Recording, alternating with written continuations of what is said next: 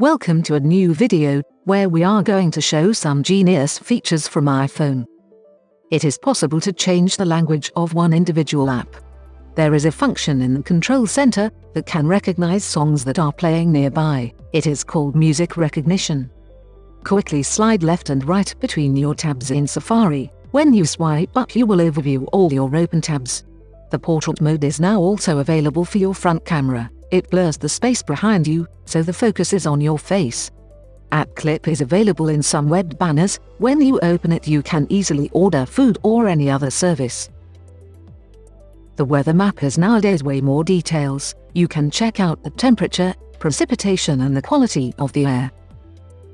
In your keyboard there is an option for automatic dictate. You can speak and it will automatically change to written text.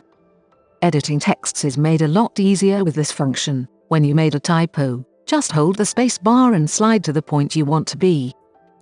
Pinch 3 fingers together and immediately copy text. When you want to paste it, just do it the other way around. The last 3-finger function is for undoing your last actions.